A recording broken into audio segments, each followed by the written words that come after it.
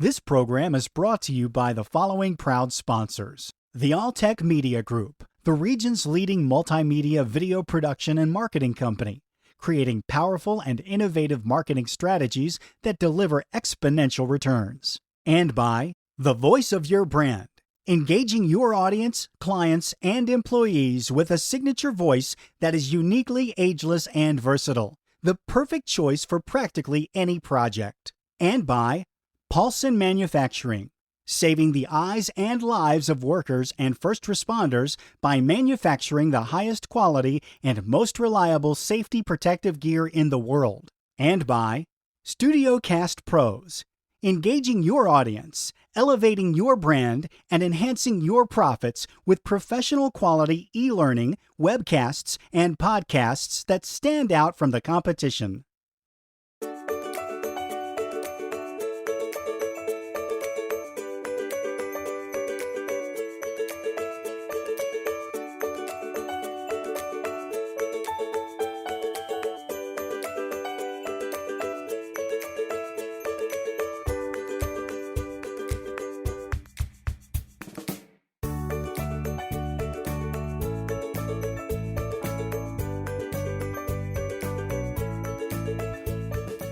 Welcome to California CEO Ongoing Business Spotlight Series. I'm Jeff Allen, and we've taken our camera crew on the road, and we are on location for this segment in Murrieta, California, where we are meeting with someone who has taken his passion for muscle cars and high-performance automotive and turned it into what is really quickly becoming a digital media empire. I'm talking about James Lawrence. He's the president and CEO of Power Automedia. And James, it's nice to have you. Nice to see you. It's nice to be here, and thank you so much for inviting us in. Give us kind of, for those people who haven't been here, and we had a chance to walk through your shop a little bit today, and I'm going to call it a shop, but that's not what it is. Tell us, give us maybe a 35,000-foot view of what your company is, what it does, and who you serve. Jeff, Power Automedia is a digital media company in the automotive industry. So there's really two sides to our business. One side is we're a digital publisher of online magazines, and the other side is a video production business. It pretty much all revolves around our love of the cars. Now, I've been a car fan my entire life, and one of the first things I can remember as a kid is going into the grocery store, the drugstore. You're able to take and go through the magazine aisle, and there were dozens and dozens of car magazines, and it seems like there are even more today. So my question is what were you able to bring to the table that was a little different? Was there kind of a void that you were trying to fill in the automotive media space through Power Automedia? Well, there's been a big transition in digital media from traditional print going on for the last 4 to 8 years, and we were kind of at the forefront of that. We founded the company in 2007, and really it's just following what the consumer wanted. I was one of those kids when I was 16 years old. I had a big pile of hot rod and carcraft magazines that I would stack up in my closet, and every time I wanted to figure out what I wanted to do on my car, I would dive into the pile of magazines and find out whatever issue that had whatever I wanted. And the reality is today's reader and consumer doesn't generally operate like that anymore. Today, you've got Google search, you've got Facebook, you've got social media, and so if you've got a brand new Mustang and you want to modify it and you want to put exhaust or wheels and tires, the internet's really the first place you start doing your research. And so for us, it was really just looking at what the customer, the reader was doing and filling a void, like you said. So you've pretty much always been kind of a car enthusiast for the most part. Since I was 16 years old, I've been kind of a car nut, and got my hands dirty for a lot of years in racing in my early 20s, and I've just always been passionate in the automotive industry, and I've kind of a lifelong entrepreneur also. So combining those passions of the car and entrepreneurship has been a fun exercise. It kind of made sense. What was it about cars, though, that you really took an interest in from the beginning? There's really two things about the automotive hobby that I really love. One is there's a sense of culture and companionship, of just a shared passion that really cuts across demographics. You could be 75-year-old grandfather meeting a 13-year-old kid. My son's 3 years old, and he's a more passionate car enthusiast than you and I combined. he loves cars.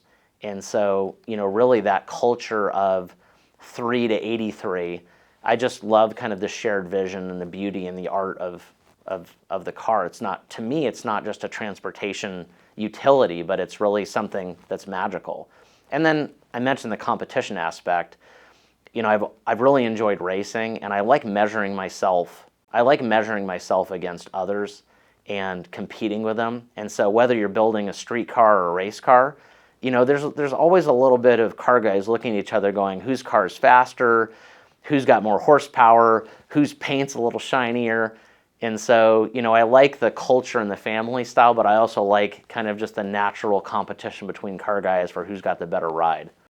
But you don't just like competition. I mean, you live it because you actually do have a competition drag race car. We've seen it here in the shop. Tell us a little bit about that. Yeah, I've kind of practiced what I preach. I'm hands-on. I've raced a car that makes about 2,000 horsepower and runs over 200 miles an hour. So, it's a thrill to get in the car. And, one of the things I'm proud of is, like, here at our company, we've got some different elements in our company, and one of those is a shop facility. You referenced, an automotive shop. We have that mainly for our magazines. So we built, as part of our facility here in Murrieta, it doesn't just have, the video production side and the magazine publishing side, which is really mainly writers and photographers, but we have a complete facility that can build, modify, test, dyno test, and engineer race cars and street cars. And we do that for our readers. So we can actually build the car, work on the car, show them how to install the part, how it performs on the dyno, which measures horsepower. And we built those race cars for the most part. Our car is 90% built in-house. So it's our own employees that have actually put the car together, which I guess I've got to be a pretty decent CEO, or maybe they might, miss a few bolts when they assemble it. Well, the crew and I would love to talk to you about cars all day, and we could, but there's a business aspect to what it is that you do here. Let's talk a little bit about really the segment that you go after, not just the consumers, of course, and they come to you, and you've got 12 online magazines, but you've got a business component. Let's talk a little bit about that. Yeah, well, I think the first thing is that, we've got a pretty good audience. In our 12 magazines, we reach about 1.5 million people a month.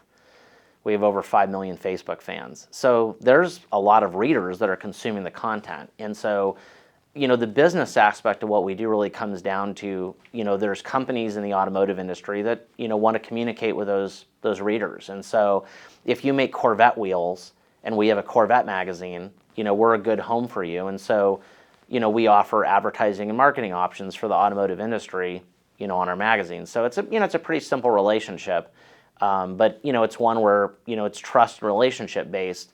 We've got to do a good job with a good authentic readership, so the readers come back over and over again.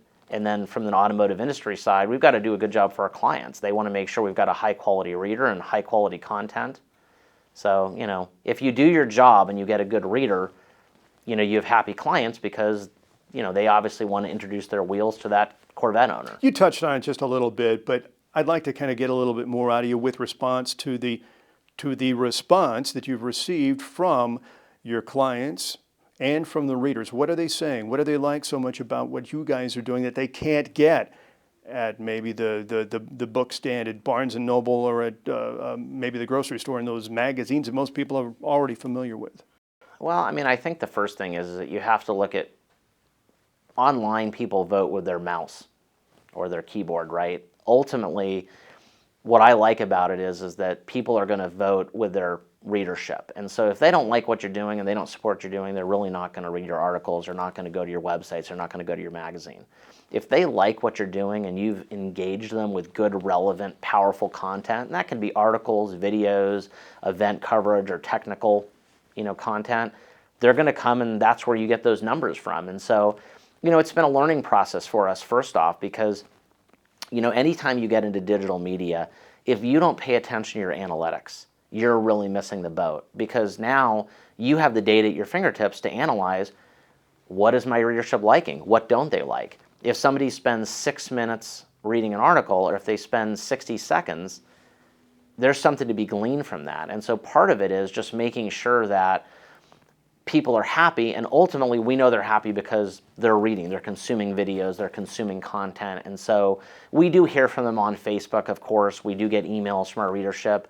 But the ultimate measuring stick is your audience growing? And it has for us. Since we've started, we've had consistent year gains.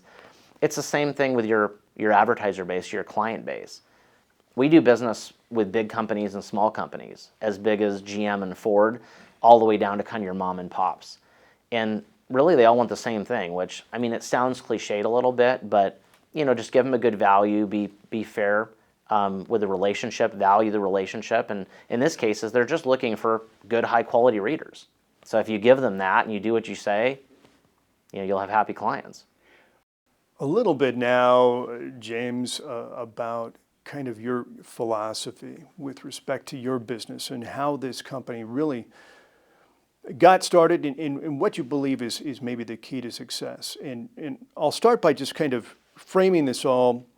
When we walked into your building today, we were able to kind of get a sense of the culture just by walking around, by looking around. Yeah, say the culture is an intangible that you can't see, but that you believe. And I think that largely that's true, but this is different here. The place that you built here looks like it's built for your staff, for your employees. Tell us just a little bit about that, the idea that went into building this place and designing it the way that it is. There's an interesting thing about culture, and kind of where I would start in answering this is to give you a very non-traditional answer. You'd reference the place that I built maybe as the CEO. One of the things that we talk a lot about here is that culture is not built from the top down.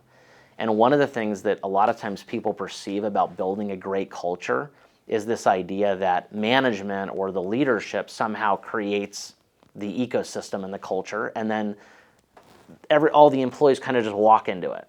And I use like a fish tank analogy, right? It's like, I'm the CEO, so I created the fish tank, I put the water in it, I put the little treasure boat, I decorated the fish tank, I put the chemicals in, and then the employees are the fish. And that's how most people kind of perceive culture. And I think here we think of culture very differently. Every single person is responsible for the culture. Every employee, every team member, even new employees, even ones that have been here for 5, 6, 7, 8 years. And so when you start taking a hand and a personal sense of responsibility for the culture, I think that's kind of the good beginnings. That's the underpinnings of building a special place to work, because everybody inside is responsible for making sure that it's a great place to work. And part of it starts with something we call our why statement. I'd love to take credit for this, but it was a guy named Simon Sinek that had a famous speech on YouTube. It was actually a TED conference speech called It Starts With Why. And the idea behind it is that you've got to really know, as the CEO of your business, why you exist. And profit is a terrible answer, because profit's a result. It's not really an objective. If you wake up in the morning and you say, what am I doing today? And you say, well, I'm going to make 20% EBITDA. I'm going to make a profit today. What ends up happening is your client comes to you and you go, okay, well, I'm going to bid this job as high as I possibly can and still get him to sign it. And then once he signs it, I'm going to figure out a way to give him the minimum that he expects. And then I've maximized my profit. I've got the most possible profit out of that client. Now, when you explain it that way, that's not sustainable, right? That's a bad structure. But the reality is that's how a lot of people just organically end up running their business. Maximize their price, minimize their investment, maximize profit. But if you start looking at profit, and this is I'm paraphrasing some of Simon Sinek. If you look at profit as a result from a job well done, it really starts with, why do you get up in the morning? So when you wake up in the morning, why do you get up? So James Lawrence, then let me turn it around and put it to you. Why do you wake up in the morning? Well, that's one of the interesting things about Simon Sinek's concept, and it's a little controversial. It's, why does the CEO or whoever ultimately makes the decisions in that business, it's why do they wake up? And that doesn't sound very egalitarian, right? It doesn't sound very democratic. It should be like, hey, let's get the whole team together and let's negotiate out, why does everybody wake up in the morning? Kind of like how most mission statements are made, right? Let's create a committee for the mission statement. Let's get everybody together and we'll negotiate out a mission statement. The problem is the mission statement ends up being a negotiated disaster, right? It's like some corporate speak, like to improve everybody's welfare through good corporate governance, like it's some dry kind of statement, right? Whereas like Apple, which is a great mission statement to talk about, is like think different, right? So like the difference is what Simon Sinek says is whoever ultimately makes that decisions has to articulate why they make those decisions. And so for our business, this took me quite some time. And it was difficult to introduce because it's like I watched some of these speeches and thought about this, and then I had to walk into my leadership meeting and go, all right, everybody, I'm going to tell you why I run this business the way I do, and I want you to decide if you want to follow it or not. So it sounds a little, arrogant, but really it's true because at the end of the day, I'm responsible for resource allocation. I'm responsible for deciding where, some of the critical investments are made or what our strategic direction is. I need to be able to articulate my reasoning behind it. So for us, it takes a little soul searching. And so the question Simon Sinek asks is, why do you get up in the morning? Well, my first one is, I believe in the magic of the automobile. Like, I don't come to work thinking like, oh, I'm running an automotive media company because that's how I'm going to make a lot of money. I love it because I believe in the magic of the automobile. So our first why statement that we talk about internally is, we believe in the magic of the automobile. That doesn't mean everybody needs to believe in the magic of the automobile, but it means they need to resonate with that statement. And so if you come in and you think, I'm going to be an employee here, but I don't really care about cars and I think they're just, they don't matter to me, you're probably not our person. Well, it's apparent to me when I came in and we started talking to people that the people who are here genuinely seem to like cars. I mean, they seem to be into it. I mean, and that's why they're here. Right. I mean, did I read that wrong? No, that's right. I mean, because we articulate our why statement. In fact, every job posting that we make lists why we exist, what we're looking for. We even have a quote from Steve Jobs in there about looking in the mirror and loving what you do and saying, are you going to be a passionate fit for this job? Now, one of the questions I get asked a lot is like, even in the interview process, say you have somebody applying for an accounting position or a shipping position, and they might say, well, I kind of like cars, but like, that's not my dying passion. Like, do you have to have somebody that is a, gigantic auto enthusiast to work here? And that's why you have to kind of dive deeper in your why statement and get beyond just one statement. And so one of our other statements is building a special place to work. And that's something that, again, does originate, from the CEO, which is really putting your money where your mouth is and saying, this can't be just another job. It's got to be a special company. We've got to do special things. We've got to create a special environment. And, this sounds a little funny, but I know I'm doing a good job when someone that's left the company, whether they quit to go, work for someone else, or let's say they, got let go for some reason, for whatever reason, separated from the company, comes back at some point and says, wow, you guys are really special. I wish I'd never left. Or that was the best place I ever worked. Or, my memories and my friendships there were everlasting. I think that's kind of like a good barometer. You've built a special place to work when it makes a mark on someone's life. James, Power Auto Media could be anywhere. You could have taken the business could have grown up Silicon Valley, could have grown up in Los Angeles, the Orange Coast, but you're in the city of Murrieta. Tell us a little bit about Power Auto Media's growth in the city and what the city of Murrieta had to offer your business. Well, we actually founded the company in Orange County in 2006, and Orange County was a good place to live, but ultimately we kind of realized with the footprint of what we wanted to do here, which was build a tech space with, an automotive facility with, some traditional office space, but also a video production, studio. Orange County didn't make a lot of sense for us in that we had a, kind of a young workforce and more of a tech-savvy workforce, and we had to look for somewhere to move. I mean, we really didn't know where we were going to go, but we knew that Orange County, it just didn't make financial sense for us. And we wanted to find a place that was family-friendly, that was tech-savvy, but also a place that, had some opportunities in real estate. And, looking through Riverside County, San Diego, and Orange County, we found the Murrieta area, and it kind of checked off all the boxes. It was, pretty tech-savvy area. We were able to get and attract talent from San Diego, Riverside, and even Orange County. The housing and family value side was good. There was affordable housing, and ultimately, we started talking to the city, and they seemed pretty good to work with. Now, have you always been in this particular location where we're sitting right now, this facility? No, this facility we actually bought and built 3 years ago, and it was a pretty interactive process with the city because this is a real tech flex space, and while some of this type of facility is under construction here, this is really something that we had to work with the city to kind of build ground up for our own use. And so we bought what was essentially an empty industrial building and worked with the city to get some permitting to make it a tech flex space, and did about 10,000 square foot of office construction here in the interior. It's kind of funny. Sometimes people walk into our office and they kind of look around and they go, wow, it's like a version of Facebook. And while we would fit in a tiny little corner of Facebook, it's kind of a fun complement. And this is not the easiest facility to build, or wasn't the easiest facility to build. And it's kind of a complement to city planning. They really work with us.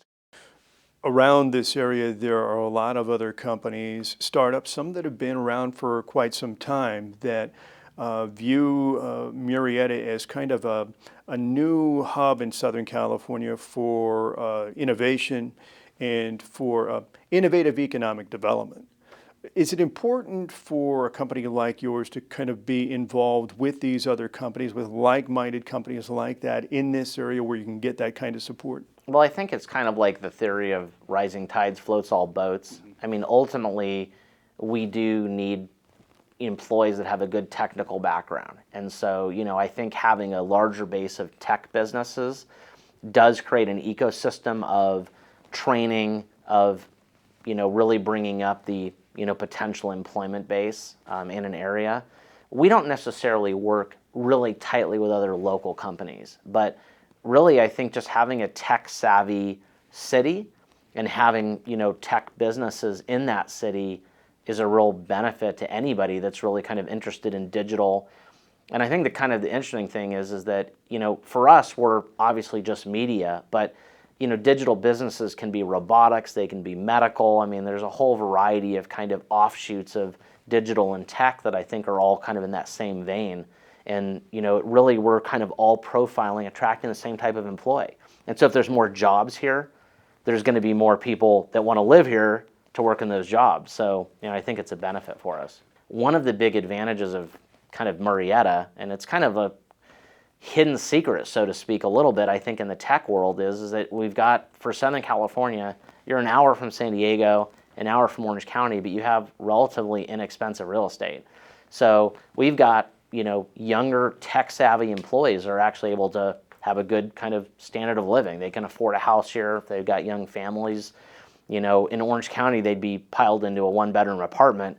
Out here, they're maybe able to rent or buy a house. And so for us, that helps a lot because we do have, those younger employees that, want a higher quality of life. And, Southern California isn't inexpensive. So Murrieta is kind of a great alternative to Orange County or San Diego. So Power Auto Media, what's next? That's a fun question to answer because when you have a why statement that says you believe in the magic of the cars and you want to build a special place to work, you can kind of follow your heart more than necessarily following a P&L plan. And so for us, it's really the idea of creating fun, relevant products that kind of fulfill our why statements. Why do we get up in the morning? Well, we're going to build really cool stuff that we really dig, right?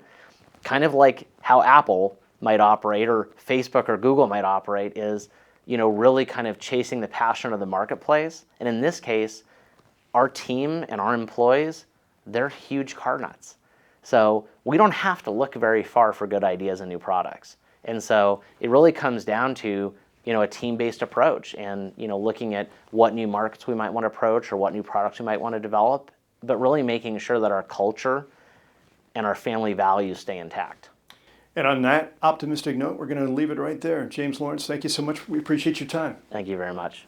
And that's going to wrap it up for this edition of California CEO Business Spotlight. To learn more about Power Auto Media, all you have to do is click on over to powerautomedia.com.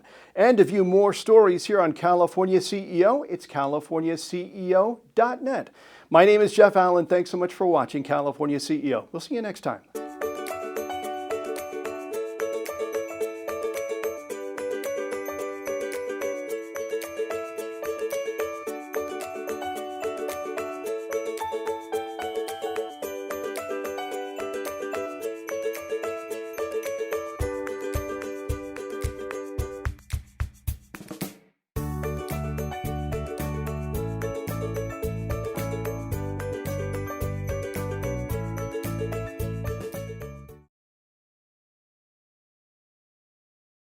This program is brought to you by the following proud sponsors: the Alltech Media Group, the region's leading multimedia video production and marketing company, creating powerful and innovative marketing strategies that deliver exponential returns. And by the voice of your brand, engaging your audience, clients, and employees with a signature voice that is uniquely ageless and versatile, the perfect choice for practically any project. And by Paulson Manufacturing, saving the eyes and lives of workers and first responders by manufacturing the highest quality and most reliable safety protective gear in the world. And by StudioCast Pros, engaging your audience, elevating your brand, and enhancing your profits with professional quality e-learning, webcasts, and podcasts that stand out from the competition.